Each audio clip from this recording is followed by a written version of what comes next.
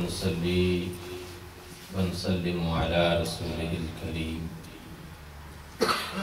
أما بعد، أعوذ بالله من الشيطان الرجيم. بسم الله الرحمن الرحيم.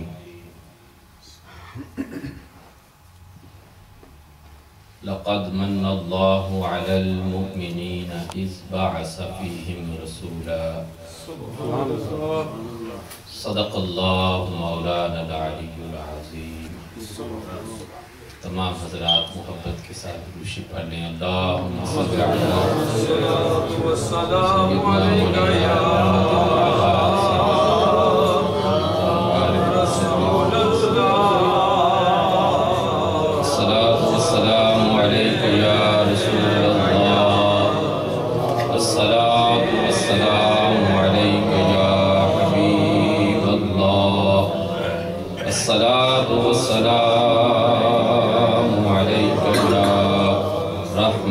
للعالمين وعلى آلك وأصحابك يا شفيع المذنبين.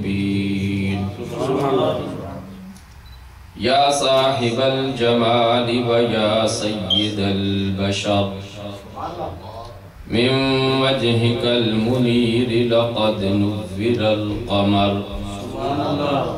لا يمكن الثناء كما كان حقه بعد خدا بزرگته قصہ مختصر.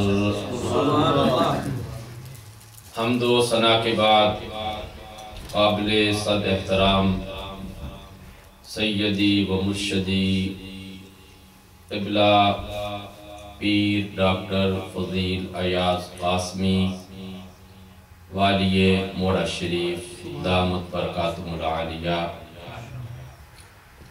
علماء کرام اور خاص طور پر اس طیبہ اسلامک سینٹر کے امام و خطیب حضرت مولانا قاری یونس صاحب دامت برکاتہم العالیہ، اور جتنی بھی کمیٹی معاونین اور تمام آپ حضرات دور و دراز سے اپنا قیمتی وقت نکال کے سردی کے موسم میں اس محفل میں تشریف لائے. دعا کرتا ہوں اللہ تعالی ہم سب کی حاضری اپنی بارگاہ میں قبول فرمائے. پہلی مرتبہ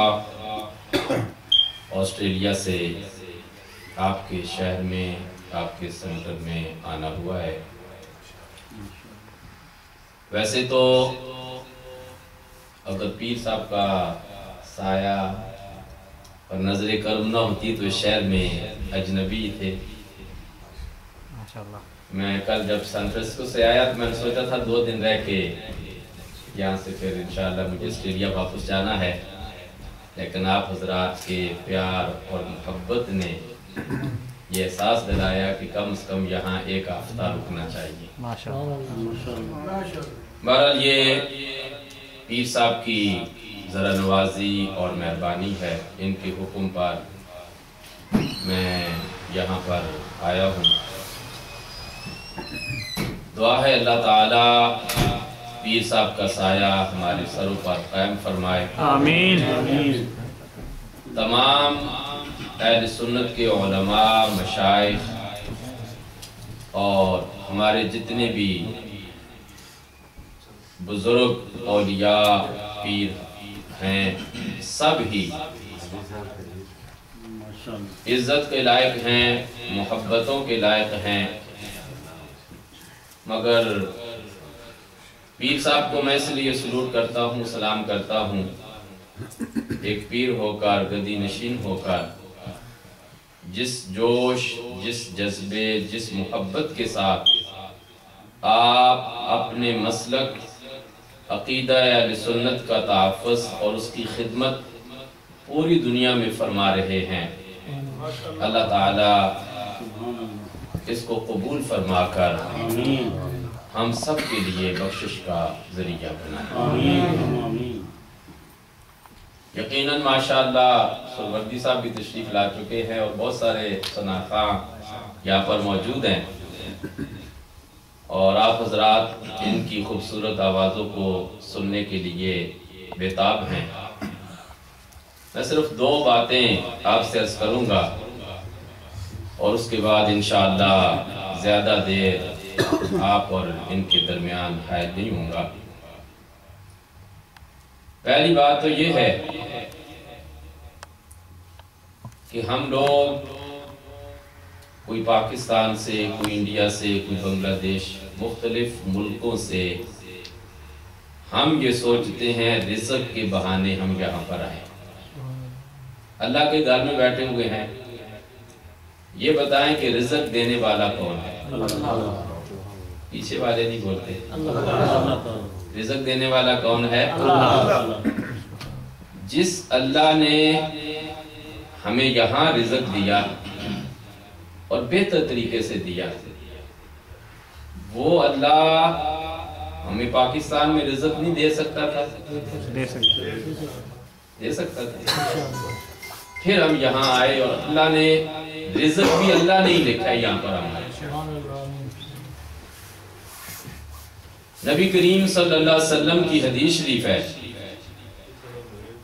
حضور فرماتے ہیں کہ جب بچہ ماں کے پیٹ میں ہوتا ہے، ابھی دنیا میں نہیں آتا، اس کا رزق لکھ دیا جاتا ہے، اور کہاں سے کس ذریعے سے ملنا ہے یہ بھی لکھ دیا جاتا ہے۔ نبی کریم صلی اللہ علیہ وآلہ وسلم فرماتے ہیں، میری امت کا ایک فرد جب ایک جگہ سے ہجرت کر کے کسی دوسرے مقام پر تشریف لے جاتا ہے رزق کے لیے، تو اس کا ریزن اور اس کی وجہ یہ ہوتی ہے کہ جب وہ رزق لینے کے لیے جائے گا تو اللہ اور اللہ کے رسول کا نام بلند کرے گا۔ بولو، اللہ اور اللہ کے رسول کا نام بلند کرے گا۔ جب وہ دنیا کی اس زمین پر جا کر، اس شہر اور اس ملک میں جا کر اللہ کی وحدانیت کا نام لے گا، اللہ تعالیٰ کے رسول کی رسالت کا نام لے گا، تو وہ جگہ، وہ شہر اور وہاں کے لوگ اس بات کی گواہی دیں گے کہ اس بندے نے اللہ کی وحدانیت کی آ کر یہاں اعلان کیا تھا اور گواہی دی تھی۔ میرے مسلمان بھائیوں، آپ اس بات کو مانیں یا نہ مانیں، لیکن اللہ تعالیٰ نے ہمیں ان ممالک میں جو بھیجا ہے اور ہمارا جو رزق لکھا ہے، اس کا ریزن اور اس کا سبب یہ ہے کہ ہم یہاں پر اللہ اور اللہ کے رسول کا نام بلند کریں، اور یہ جگہ، یہ سنٹر، یہ طیبہ سنٹر، اس کی در و دیوار قیامت والے دن اللہ تعالیٰ کی بارگاہ میں گواہی دیں گے کہ مولا تیرے بندوں نے آ کر یہاں پر اذانیں بھی دی تھی، تیری توحید کا ذکر بھی کیا تھا، اور تیری نبی کی عظمتوں کے گن بھی گائے تھے۔ تو اللہ تعالیٰ نے ہمیں یہاں بھیجا تو ہے اپنا اور اپنے رسول کا ذکر اور نام بلند کرنے کے لیے۔ یہ آپ ہمیشہ اپنے ذہن میں رکھیں، اور رزق یہ ایک وسیلہ اور ایک ذریعہ اور ایک بہانہ بنا دیا ہے۔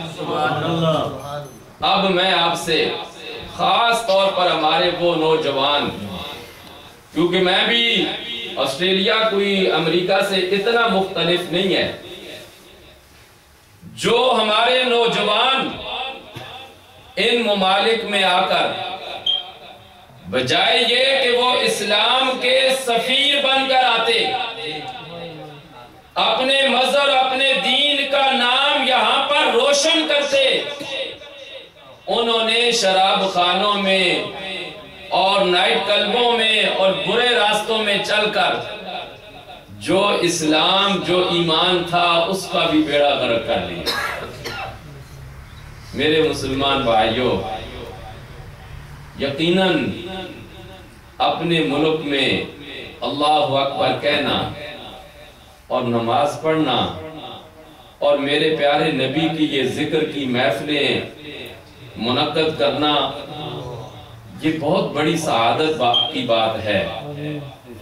لیکن ان ملکوں میں آ کر اللہ اور اللہ کے رسول کا نام بلند کرنا، یہ بہت بڑا جہاد اور بہت بڑا کارنامہ ہے، اور ایک ہسٹری اور تاریخ 100 سال بعد 200 سال کے بعد لکھی جائے گی کہ واقعہ یہاں پر جو لوگ آئے تھے انہوں نے اپنی اسلام کے ساتھ جو وابستگی تھی اس کا حق ادا کیا۔ ایک تو میں آپ کو یہ پیغام دینا چاہتا ہوں کہ خدا کے لیے برے راستے پر چل کے اپنے اسلام کا اور اپنے ملک کا نام کبھی خراب نہ کریں۔ اور پھر یہ جو ہمارے ننھے منھے پیارے پیارے بچے ہیں اور بچیاں ہیں، ان کی سرپرستی فرمائیں اور ان بچوں کو اپنے پیارے نبی صلی اللہ علیہ وآلہ وسلم کا سچا عاشق اور غلام بنائیں۔ میرے مسلمان بھائیوں، یاد رکھو نبی کریم علیہ السلام کے میلاد کا، آپ کی بعثت کا اور آپ کے دنیا میں آنے کا مقصد صرف یہی نہیں تھا کہ ہم لوگ میلاد شریف کے مہینے میں اس طرح کی محفلیں سجائیں، اپنے نبی کا ذکر کریں، بہت زیادہ معجزات کمالات بیان کریں، اور اس کے بعد نماز کا، فرائض کا اور باقی حلال حرام کا ہمیں پتہ ہی نہ ہو۔ یہ میں بڑے دکھ کے ساتھ یہ بات کر رہا ہوں۔ اور اگر ہم لوگ اپنی نسلوں کو اور اپنی اولادوں کو آئندہ مستقبل میں ان کا مستقبل روشن دیکھنا چاہتے ہیں اور اپنی قبروں کو ٹھنڈا اور جنت کا باغ بنانا چاہتے ہیں، تو پھر ضرورت اس بات کی ہے کہ اپنے پیارے نبی صلی اللہ علیہ وسلم کی سنتوں پر عمل کیا جائے اور حضور علیہ السلام کی عظمتیں بیان کرنے کے ساتھ ساتھ حضور علیہ السلام کے جو اخلاق ہیں، حضور کی جو سیرت ہے اور حضور کی جو تعلیمات ہیں، ان پر بھی عمل کیا جائے۔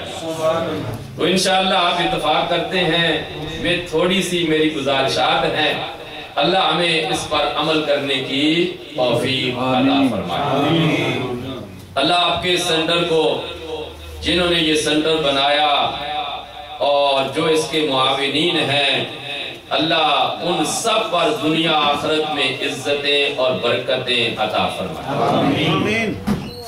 قرآن پاک میں سے سورہ آل عمران کی ایک آیت کریمہ تیسرے سپارے کے 16ویں رکوع میں سے اس کا تھوڑا سا حصہ تلاوت کیا ہے۔ 16ویں سپارے کے 8ویں رکوع میں سے اللہ تعالیٰ نے ہمارے پیارے نبی صلی اللہ علیہ وآلہ وسلم کی عظمتیں اور شانیں قرآن پاک میں کئی مقامات پر بیان فرمائی ہیں۔ ہمارے پیارے نبی صلی اللہ علیہ وسلم وہ ہیں کہ حضرت آدم علیہ السلام سے لے کر سیدنا عیسیٰ علیہ السلام تک ہر نبی کے زمانے میں ہمارے نبی کی عظمت اور شان بیان کی جا رہی تھی۔ میرے مسلمان بھائیوں، حضرت آدم علیہ السلام کو جب اللہ تعالیٰ نے پیدا فرمایا اور جب آپ جنت میں تشریف لے گئے اور پھر اللہ تعالیٰ نے جب ہم انسانوں کو پیدا کرنا چاہا، انہوں نے وہ دانا کھایا۔ میں اب بہت زیادہ تشریح میں نہیں جاتا، وقت کم ہے۔ بہت سارے لوگ معاذ اللہ آدم علیہ السلام کو کہ انہوں نے گناہ کیا، اللہ کی نافرمانی کی، دانا کھایا، نہیں، وہ اللہ کی حکمت تھی۔ اگر وہ دانا نہ کھاتے تو ہم سب دانے کہاں سے آتے؟ اور اللہ نے خود قرآن میں فرمایا کہ آدم علیہ السلام بھول گئے تھے اور آدم علیہ السلام کی توجہ نہیں رہی تھی۔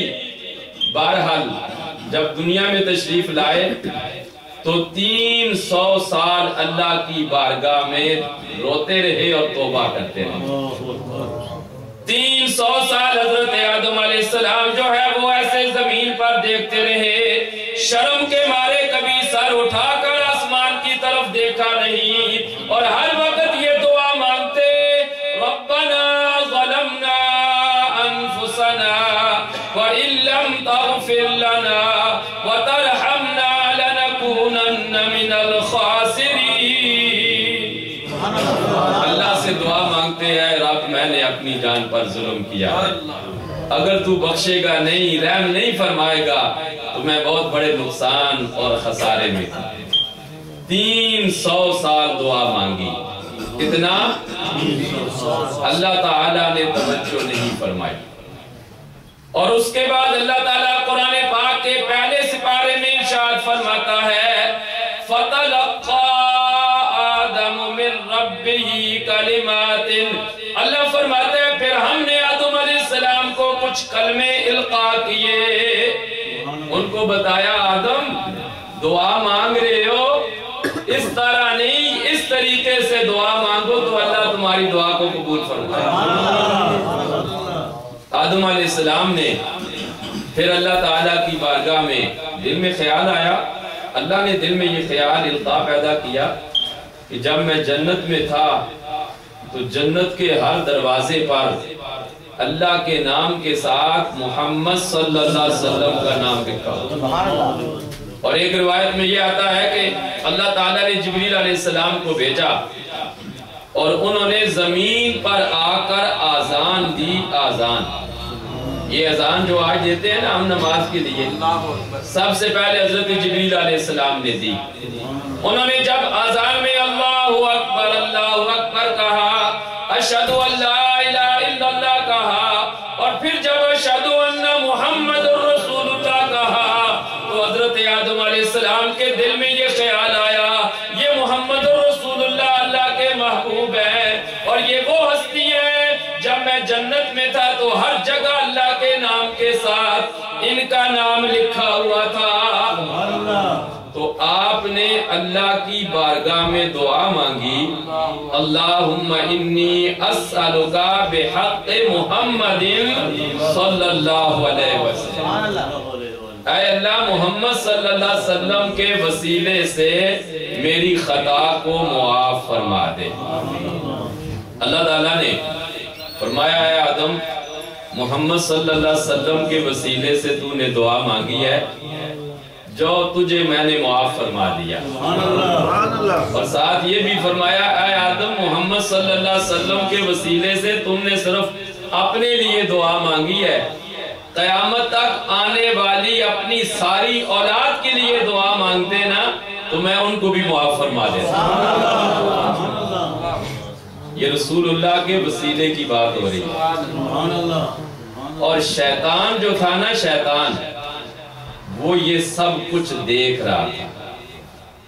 بولو شیطان یہ سب کچھ دیکھ رہا تھا۔ آدم علیہ السلام کا پیدا ہونا، پھر سجدے کا حکم ملنا، اس کا سجدہ نہ کرنا، شیطان بننا، آدم علیہ السلام کا جنت میں جانا، زمین پر آنا، 300 سال دعا مانگنا، اور پھر رسول اللہ کا وسیلہ دینا، اللہ کا فرمانا آدم اپنے لیے مانگا ہے، قیامت تک اولاد کے لیے بخشش مانگتا تو ان کو بھی میں معاف۔ شیطان یہ سب کچھ دیکھ رہا تھا، اور اس نے یہ سوچا کہ یہ محمد صلی اللہ علیہ وسلم کا جو وسیلہ ہے نا یہ میرا بیڑا غرق کر دے گا۔ لوگ ساری زندگی گناہ کریں گے، اور جب اللہ کی بارگاہ میں محمد رسول اللہ کا وسیلہ دیں گے تو اللہ ان کو معاف فرما دے گا۔ تو شیطان نے یہ ٹھان لی، خود بھی اور اپنے چیلوں کو بھی یہ کہا کہ جتنا ممکن ہو سکے لوگوں کو نہ نماز سے روکو، نہ حج سے روکو، نہ زکوٰۃ سے روکو، محمد صلی اللہ علیہ وسلم کے وسیلے سے لوگوں کو روکو، کیونکہ جتنی مرضی آئے نمازیں پڑھتے رہے۔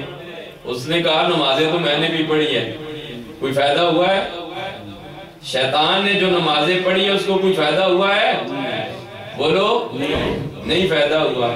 اللہ کا ذکر کیا کوئی فائدہ ہوا ہے؟ نہیں ہوا۔ باقی فرشتوں نے نمازیں پڑھی تھی، مگر آدم علیہ السلام کو سجدہ کیا تو سجدے کی برکت سے اللہ نے سب کی نمازیں قبول فرمائی۔ شیطان نے یہ جب دیکھا کہ نبی کریم علیہ السلام کے وسیلے کو اللہ تعالیٰ بہت زیادہ مانتا ہے، تو اس نے لوگوں کے دلوں میں یہ وسوسہ ڈالا کہ رسول اللہ کی امت کو وسیلے سے روکا جائے۔ اور آپ دیکھتے ہیں کہ آج بہت سارے لوگ نمازیں پڑھتے ہیں، سب کچھ کرتے ہیں، مگر نبی پاک کے وسیلے کی بات کی جائے تو ایسا ہے جیسے ان کو ایک بم لگ جاتا ہے۔ وسیلے کو نہیں مانتے تو ہم کہتے ہیں نہ مانو، تمہاری بغیر وسیلے سے کون سی قبول ہونی ہے۔ اور جب ہم لوگ رسول اللہ صلی اللہ علیہ وسلم کی یہ محفلیں سجاتے ہیں، آخری بات ہے، یہ محفل میلاد آپ نے سجائی تو اصل مقصد کیا ہے کہ اللہ کا رسول ہم سے راضی ہو جائے، اور رسول اللہ صلی اللہ علیہ وسلم کے ذکر کی برکت سے، حضور کے میلاد کی برکت سے، حضور کے نام کی برکت سے اللہ تعالی ہماری خطائیں معاف فرما دے۔ یہی نیت ہوتی ہے نا محفل میلاد کی کہ اللہ نبی کے صدقے ہماری خطائیں معاف فرمائے اور ہماری دعا کو قبول فرما دے۔ تو جب ہم لوگ یہ محفل میلاد کرتے ہیں تو یہ دوسرے حضرات ہمیں فتوے دیتے ہیں جی تم یہ محفل میلاد نہ کرو، کوئی کہتے ہیں جی نبی نے کیا تھا، کوئی کہتے ہیں جی صحابہ نے کیا تھا۔ اور میں کہتا ہوں جو اللہ نے قرآن میں فرمایا ہے، میرے پیارے نبی صلی اللہ علیہ وسلم کا میلاد وہ ہے، حضور کے آنے کا ذکر وہ ہے کہ حضرت ابراہیم علیہ السلام نے کعبہ بنایا، اللہ کی بارگاہ میں دعا مانگی، ربنا وبعث فیہم رسولا، اے اللہ کعبہ تو میں نے بنا دیا مگر اس کعبے کو آباد کرنے کے لیے جو تیرا آخری نبی محمد صلی اللہ علیہ وسلم ہے انہیں یہاں مبعوث فرمانا، تاکہ وہ اس تیرے گھر کو بتوں سے پاک فرمائے اور قیامت تک کعبے کو عظمتیں اور شانیں عطا فرمائے۔ میرے نبی کا ذکر حضرت ابراہیم علیہ السلام نے رسول اللہ کی پیدائش سے ہزاروں سال پہلے منا دیا۔ حضرت عیسیٰ علیہ السلام نے میرے رسول کے میلاد کا ذکر کیا، قرآن پاک کے اندر اس کا تذکرہ موجود، باقی کئی انبیاء نے میرے نبی کا ذکر کیا۔ مگر جو بات میں عرض کرنا چاہتا ہوں توجہ سے سنو، اللہ تعالیٰ نے پہلے تو نبیوں سے، تمام انبیاء سے ہمارے پیارے نبی صلی اللہ علیہ وآلہ وسلم کے میلاد اور آپ کی عظمتوں کو بیان فرمایا۔ سارے انبیاء نے اپنی اپنی زمانے میں اپنی امتوں کے سامنے ہمارے نبی کے تذکرے کیے اور رسول اللہ کی شانیں بیان فرمائی، لیکن جب رسول اللہ تشریف لائے اللہ تعالیٰ نے وہ نبی ہمیں عطا فرمایا، ہم امت محمد صلی اللہ علیہ وسلم ہیں۔